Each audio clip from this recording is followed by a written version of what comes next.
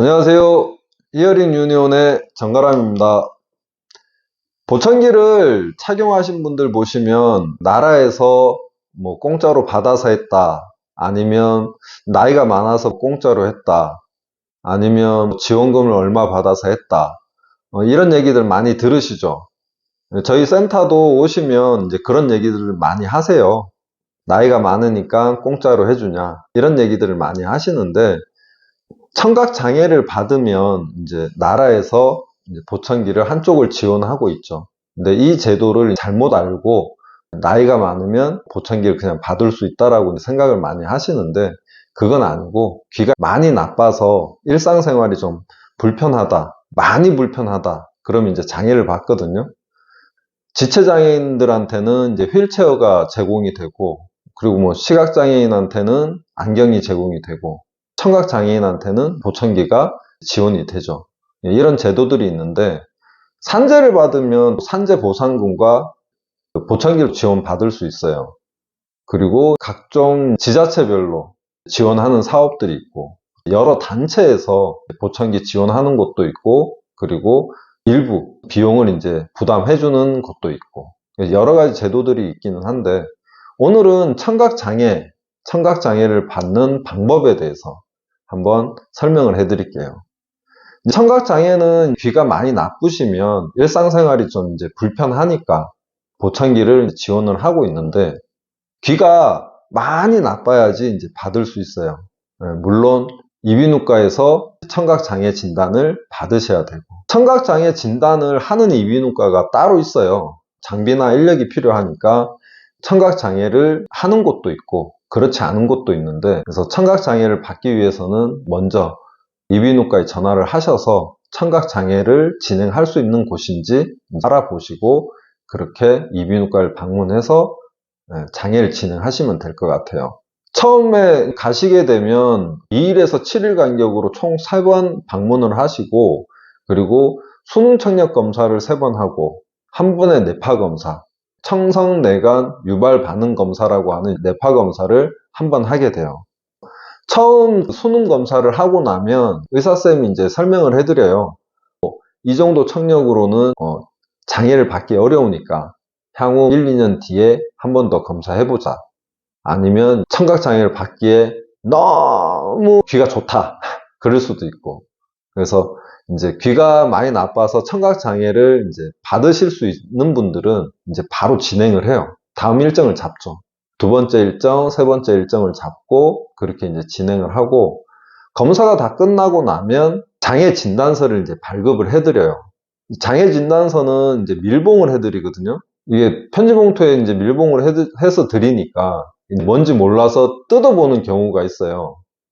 간호사 쌤들이 뜯어보지 말고 바로 읍면동 사무소에 접수하라고 얘기는 해드리는데, 청각장애를 받으러 가셨으니까 당연히 잘 못 들으시죠. 그러다 보면 뜯지 말라는 얘기를 못 듣고 뜯어보는 경우가 종종 발생을 하더라고요.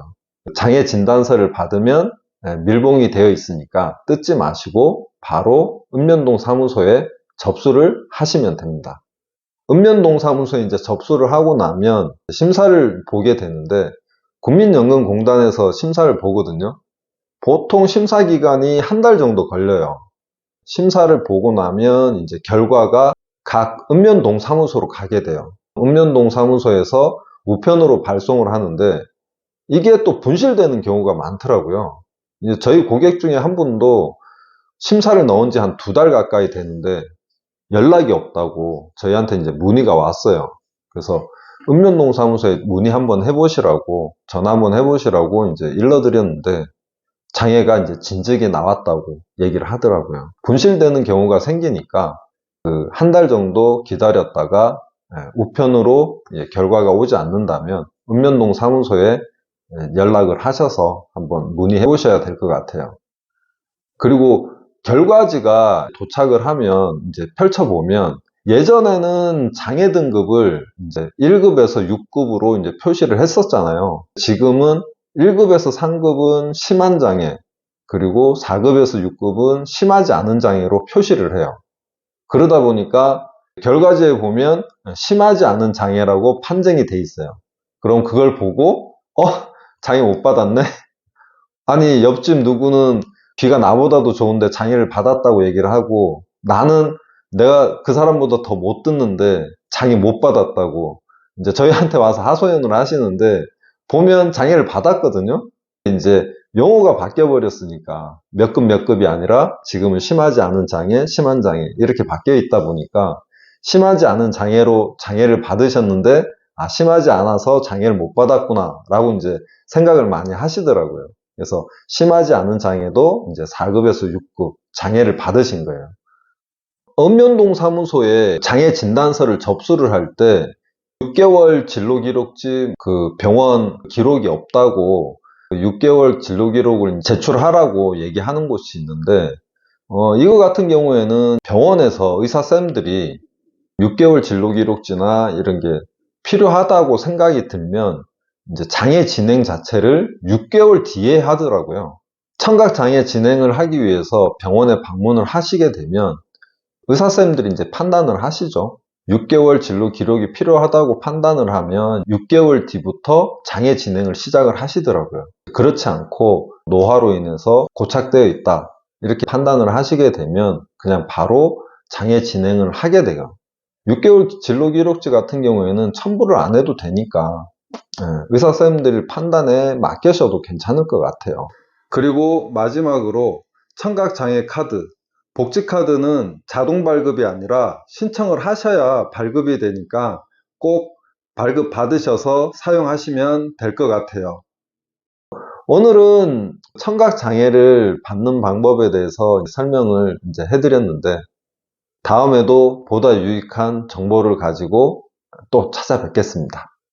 감사합니다.